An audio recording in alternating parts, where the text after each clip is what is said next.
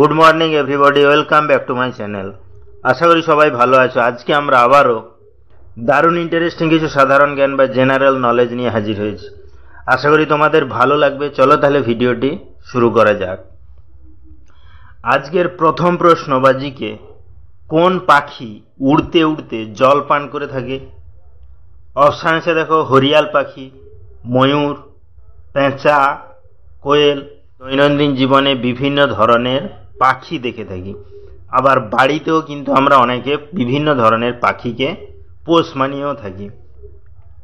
কিন্তু এমন কি কোনো পাখির নাম আমাদের জানা রয়েছে যে পাখি উড়তে উড়তে জল পান করে থাকে? চলো তাহলে আজকে আমরা সেটি জেনে নিই।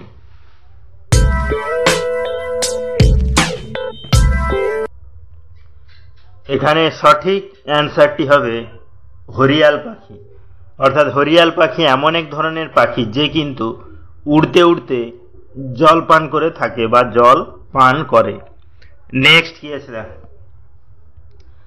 আজকের 2 নম্বর প্রশ্নবাজিকে, কোন প্রাণীর বাচ্চা ডিমের ভিতরে কথা বলতে শুরু করে? অপশান আছে দেখো, মগর মাছ, কচ্ছপ, মাছ, সাপ। আপনি জীবনে বিভিন্ন ধরনের প্রাণী দেখে থাকি, কিছু বাচ্চা প্রসব করে, কিছু কিন্তু আবার ডিম পাড়ে এবং সেই ডিম একটি নির্দিষ্ট সময়ে ফুটে কিন্তু বাচ্চা বেরিয়ে থাকে। কিন্তু এমন কি কোনো প্রাণীর নাম আমাদের জানা রয়েছে যে প্রাণীর বাচ্চা ডিমের ভিতরে থাকতে থাকতেই কথা বলতে শুরু করে? চলো তাহলে আজকে আমরা সেটি জেনে নিই।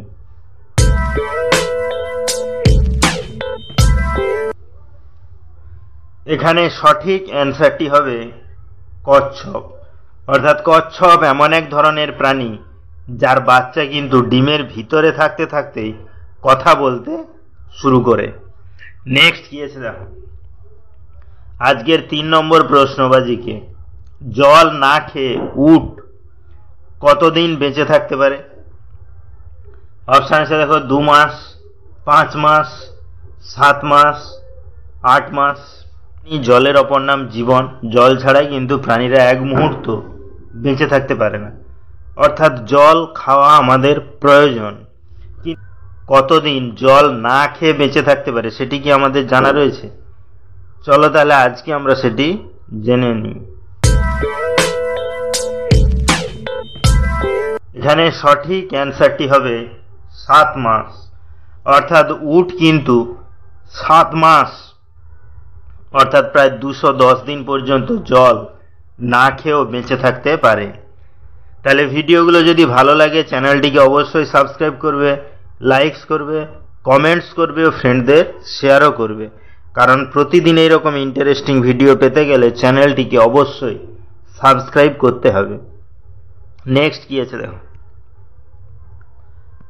আজকের 4 নম্বর প্রশ্নবাজিকে, কোন রাজ্যে চন্দন গাছের ঘন জঙ্গল দেখা যায়? অপশান আছে দেখো, সিকিম, মধ্যপ্রদেশ, উত্তরাখণ্ড, কর্ণাটক। আমরা দৈনন্দিন জীবনে কিন্তু বিভিন্ন ধরনের উদ্ভিদও দেখে থাকি। আমাদের বাড়ির আশেপাশে আনাচে কানাচে বিভিন্ন ধরনের গাছ বা উদ্ভিদ দেখে থাকি। তার মধ্যে কিন্তু চন্দন গাছ সবচেয়ে গুরুত্বপূর্ণ এবং খুবই দামি একটি গাছ। তাহলে সেই চন্দন গাছের ঘন জঙ্গল কোন রাজ্যে দেখা যায় সেটি কি আমাদের জানা রয়েছে? চলো তাহলে আজকে আমরা সেটি জেনে নিই। এখানে সঠিক অ্যান্সারটি হবে কর্ণাটক। অর্থাৎ কর্ণাটকেই কিন্তু চন্দন গাছের ঘন জঙ্গল বা বন দেখা যায়।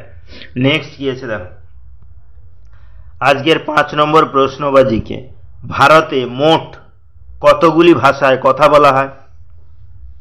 অপশান আছে দেখো, 121টি, 100টি, 90টি, 70টি।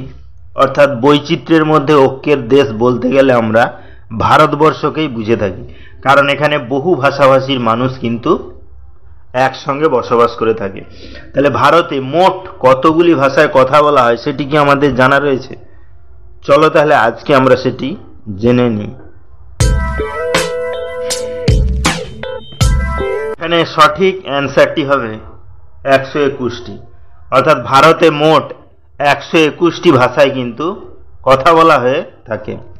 নেক্সট কি আছে দেখো, আজকে 6 নম্বর প্রশ্ন বা জিকে, ভারতের মুকুট কাকে বলা হয়?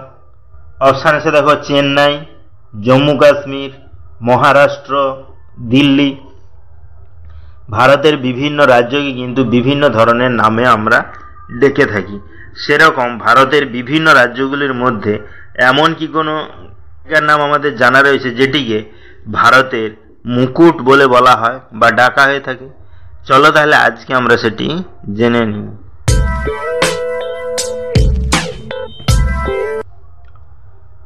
এখানে সঠিক অ্যান্সারটি হবে জম্মু কাশ্মীর। অর্থাৎ জম্মু কাশ্মীরকে কিন্তু ভারতের মুকুট বলে বলা হয়ে থাকে বা ডাকা হয়। নেক্সট কি আছে, আজকের 7 নম্বর প্রশ্ন বা জিকে, সাইনা নেহওয়াল কোন খেলার সঙ্গে যুক্ত? অপশান আছে দেখো, ব্যাডমিন্টন, টেনিস, কাবাডি, ক্রিকেট।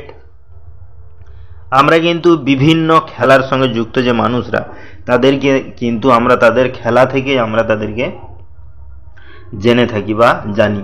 সেরকম সাইনা নেহওয়াল কোন খেলার সঙ্গে যুক্ত সেটি কি আমাদের জানা রয়েছে? চলো তাহলে আজকে আমরা সেটি জেনে নিই।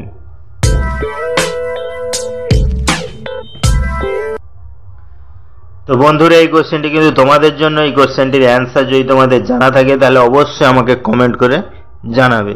তাহলে ভিডিওটি এখানেই শেষ হলো। নেক্সটে আমরা এরকম আরও ইন্টারেস্টিং ভিডিও নিয়ে হাজির হব। ততক্ষণ সবাই ভালো থেকো, সুস্থ থেকো। Thank you.